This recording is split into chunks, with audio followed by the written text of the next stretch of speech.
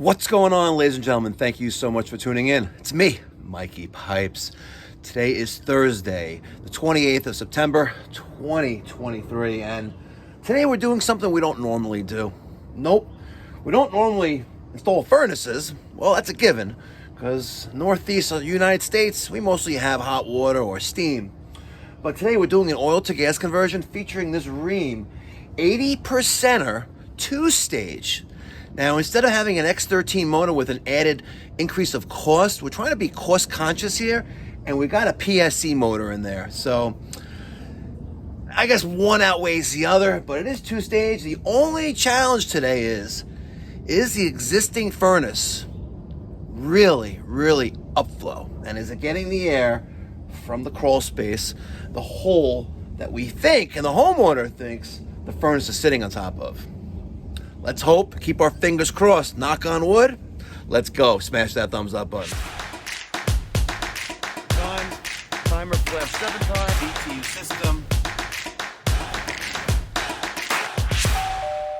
You ain't testing your guess. Peter, before we get started today, should we give them a sneak peek? Yeah. All right. Number one, the display was moved over about 1.5 inches. To the left. And, you know, you can't fix stupid. Just saying.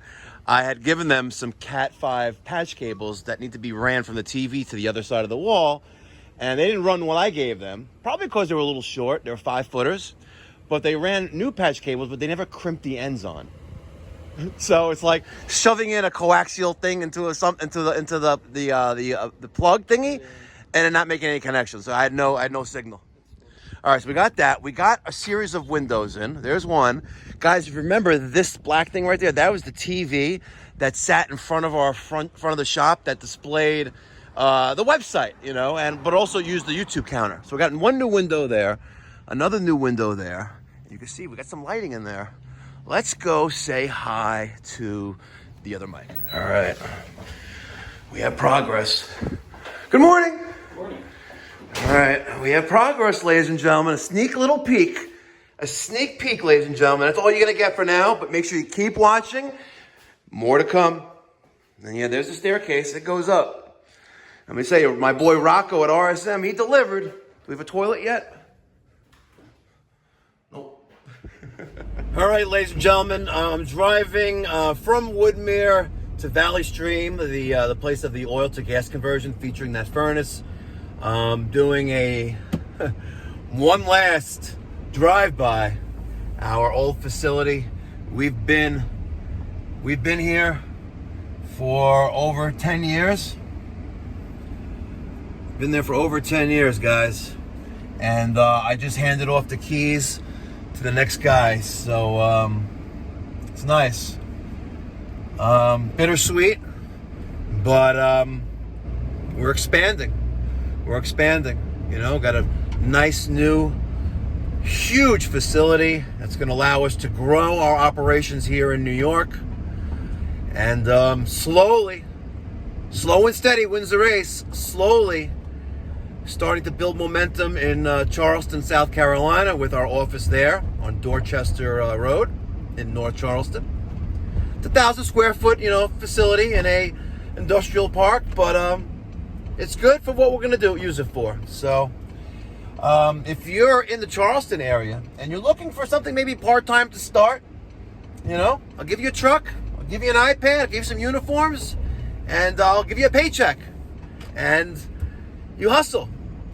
So if you are tired of working for a mediocre company and you are in the North Charleston, South Carolina area, listen, you got to know how to manage yourself, because you're the guy. You're the guy there, right?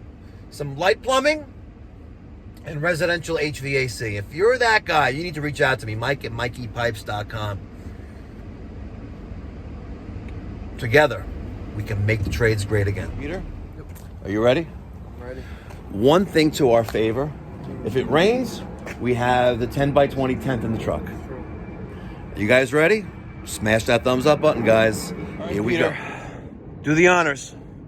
Open that door. It's like Mr. Gorbachev. Tear down that wall. There it is. There's someone who's watching right now who used to service this. Yeah. Yep. Actually? Yep. Williamson oil-fired gas furnace. Oh, cat just ran out the cat thing. You know, if Mike G was here, he'd be in pig heaven. So, we have this oil-fired gas furnace. We have a gas meter right there, which makes it really, really, really, really, really, really, really nice. Mm-hmm. We have to redo some of the exhaust piping, and we have to connect some thing over there. So, this is going to be a really, really nice install. We're doing something, you know, our objective, right? What is? Do something a little bit better on the next one. So, let's get the show on the right. Supply plenum is disconnected. Someone has already been tinkering with this. There's our oil burner switch. Non-contact tester. Circuit breaker panel. Bow! Right here. Nothing's labeled. So, what do you think? Huh? Okay, let's take a bet. Which one do you think it is? It's this one. That one? How'd you guess that? I don't know. It was a lucky guess. Wow. That's what we got. Look at this. That's the burner. There's no way. And there was no cheating involved, ladies and gentlemen. I swear there was no cheating. Did you cheat? I didn't cheat. Look, there's another switch right here too. Look at this. Oh, the other mic's calling me. The oil. Let's go in the ground. Yeah, let's get linesman.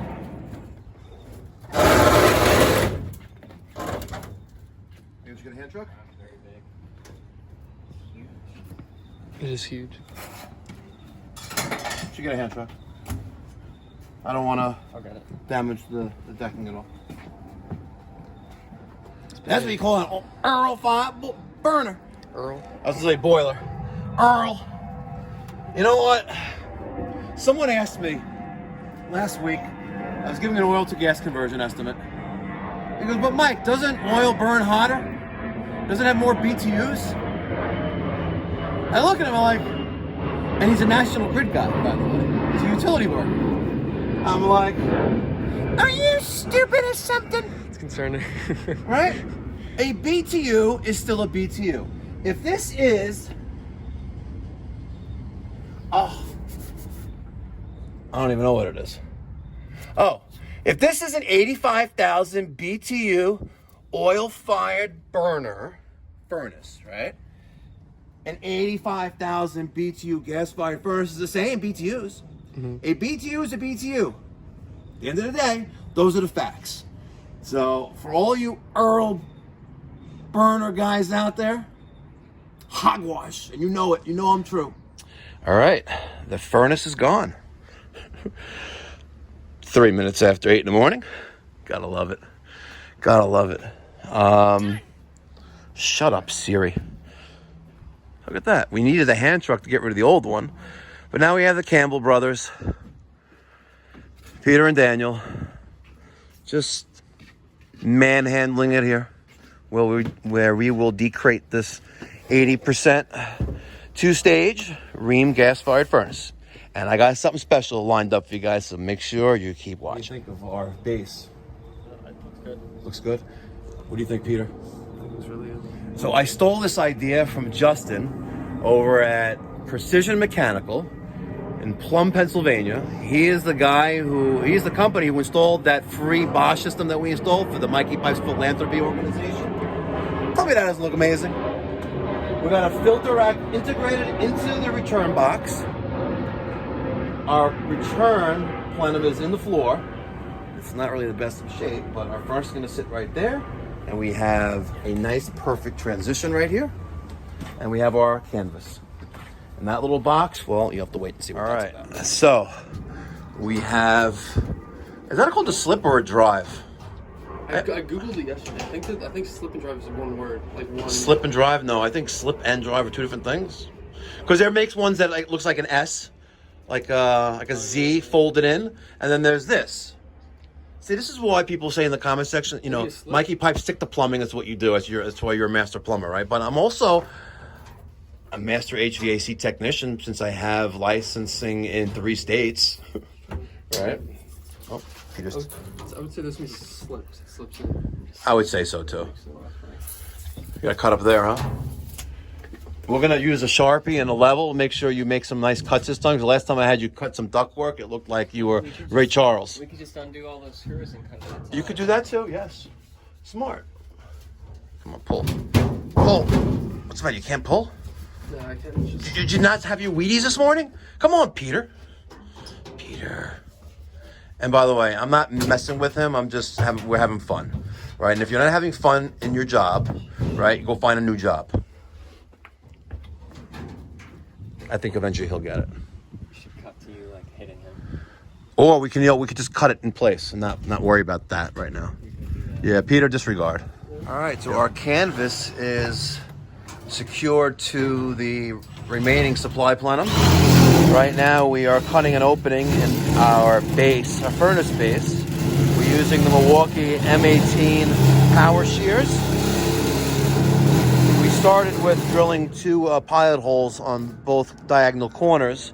That way we could cut across that way, cut across this way, and vice versa on the other side. I love these power shears, by the way. I'll put a link in the description box down below. Careful there, it's very, very sharp. Got to dig in there. There you go, Peter. He may not know lefty, loosey, righty, tighty, but he knows how to use the power shears. You saw that video yesterday? I kind of like... I know. What? I was surprised he soldered. Oh, that was the first time ever he soldered. Yes, in yesterday's video where the thumbnail is me clapping an 8-foot section and a 7-foot section of Slamford number 30 baseboards together, like a clapping together. For the first time, Peter soldered some of the baseboard together. And we did use the B-tank and the torch kit to solder some pipes there. And Peter did a very good job on the one joint we gave him. Even considering, the fin tube baseboard tubing is very, very thin, and doesn't require that much heat. He did a great job. And as far as I know, knock on wood, no leaks. You're off that side wall about 4 inches. It was about 4 inches, yeah. I mean, it's the unit's supposed to line up on this side. Yeah, so whatever that is, because this is about 4 inches, and Is it 4? It's gonna be a good amount there. Well, let's see. We'll throw the furnace on top of there, and we'll see what happens. Nice. All right, so we're going to secure our supply transition to the furnace, and we're going to be considerate of the next guy, and we're going to screw in the back. There's plenty of room to get back there, guys. Always think of the next guy when doing an install. All you installers out there, us service guys, well, thank you. And that's why they say a service technician makes the best installer. We have the mastic tape there, which I like to use instead of pokey, mastic glue. Very nice. We have a 3-inch coming out of here. We're going to have to get some flue pipe for that. Totally forgot about that this morning.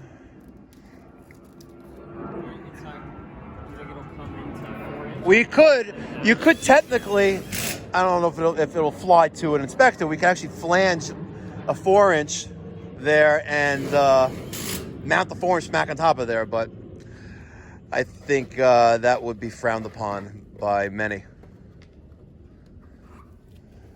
Very nice. Look at this. Very, very, very, very nice. This is going to be a beautiful, beautiful completed product when it's done. And it's 8:30 seconds. So our furnace is in place. There's our return plenum box with filter rack built into it. It's nice. We have the transition from top of the furnace to our flex, our canvas, to our existing supply plenum. We're going to clean that black pipe right there to prepare it for the Mega Press G by Viga. That's for gas purposes. The yellow is gas. And we're gonna run some gas. Unfortunately, we left the Mega Press jaws in the shop. I'm gonna go there, and when I go there, I'm gonna get a 6x3 reducer and some 6-inch smoke pipes, 6-inch 90, and we'll put a reducer right there. I'm gonna go to 6-inch, shoot across with an elbow, and connect to our plenum our exhaust for our furnace. So we're maintaining the water heater, keeping it as is. All right, I am back. It's 5 minutes after 10. I had to go to the shop to pick up the press machine. I had to go to Ferguson to get some smoke pipe. I got a 6x4 reducer and then a 4x3 to connect to our flue off of our inducer motor on the furnace. Wow, it took about an hour because of traffic. Crazy. Broadway in the 5 towns is closed. They're paving it, so it's just a disaster. Right now, we're rerouting the dryer vent. We're going to cut that back a little bit shorter and then go under the flue, and then we'll reconnect this to there, which you couldn't see before. We have a special piece, which is right here, right? And we'll cut open there, connect that. Daniel also used the bandsaw. We put in a 3/4 inch Vega Megapress G Press T. That's going to be for our gas to connect to right there. Perfect. We'll just be able to use maybe 2 90s to go straight in. Very nice. We have the wiring done for our thermostat. Let's see what we got right there. We have R. Brown is going to be W2, yeah? Common. Oh, brown is common. What's blue then? W2. Blue W2. Did a little different than normal, huh? Well, it's OB on the thermostat. I figured I'd use Okay. There we have it right there. Perfect. And it's really coming together really nice. Really, really nice. There's that T. Peter has got the Milwaukee M18 Force Logic press tool.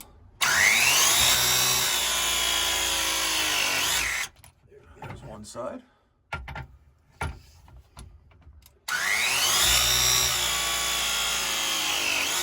There's the other. And do the top of the T on our short little nipple. I took a 6-inch, 3/4 by 6-inch black nipple, used the bandsaw to cut the threads off. Perfect. All right, and then we'll put an elbow on there, elbow there, and straight down into our gas, which is right there. That'll be threaded. That will be press. That will be press. And ladies and gentlemen, that took 10 seconds. Can't be time saved with Megapress. All right, just cleaning up a little bit. It's 10:25. I gotta head home. I gotta pack and get ready to go. Nice 10-day vacation. Not bad.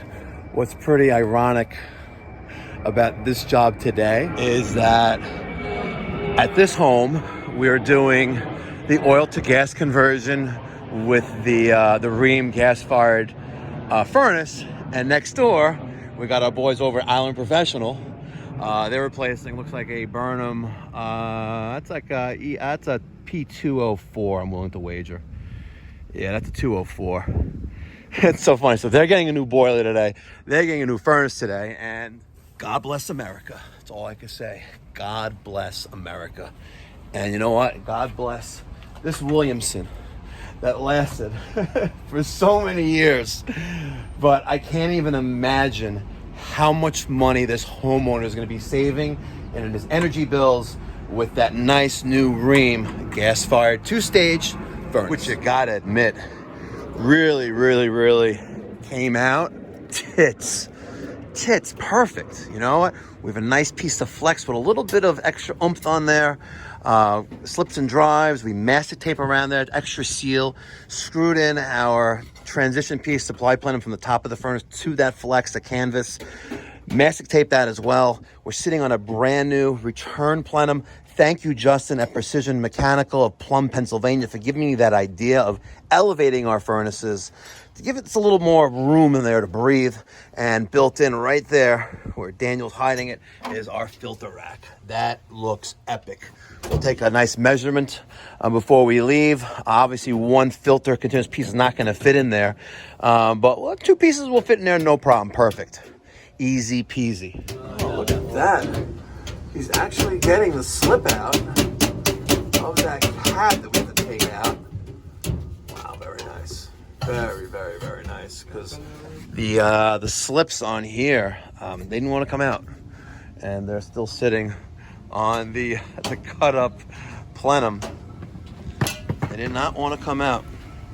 We tried. There's no bueno. So there it is. Beautiful machine. All right, I'm gonna leave this in Peter and Daniel's hands. Oh boy, oh boy. You know what? This is really, really nice. We'll spin that, go straight into our gas, and it's really, really, really gonna look nice. We're gonna make sure we put in you have a new fuel switch plate? I don't have a plate, but I'll have, like, of the sticker. I could do the sticker. You have the sticker, the red stickers? Should, right? Okay. So I have these service switch stickers, right? I know it says boiler because in New York, this is what we work with. So it's a sticker. It goes right over to the plate and it says boiler emergency switch. You know, that comes out and the toggle is there. And it's got for service, call Pipe Doctor, 516-295-2448. These are very old. This is about 15 years old. This is the old number that we still have, but that will go over perfectly right there. Perfect. Okay, so we got the little adapter hooked up for our supply elbow, and our exhaust venting is hooked up. Just need to screw it in, 3 screws in all the joints, and we got our press fittings for our gas pressed in. Our gas is pressurized, water heater is relit. I checked the stove. Power is run. I just need to hook up that ground and then put the box cover on, and we will be able to turn it on and test it. Okay, I just turned the thermostat on in heating. Let's see. 4. Wonder what 4 means. But hopefully we fire up and don't have any issues. Okay, we have the testo in a hole drilled in the unit to make sure that our exhaust gases are within proper range in the center of the duct of the flue. And Peter's working on taping up the last seams to stop that whistling from happening. But we'll see where this ends up, and hopefully it's within the safe range. If not, we'll adjust it. Okay, Peter's cleaning up. We actually had a bad pressure switch, so we temporarily had to put in a universal one. But here are the combustion results. So, system is now off, but it's working properly. We cycled it a few times, and we'll put the combustion analysis on the side and Pipe Doctor sticker on the cover. And here's everything finished up on the return box. The transition lined up perfectly. The piece up there that takes place of an elbow, and pitch on the venting.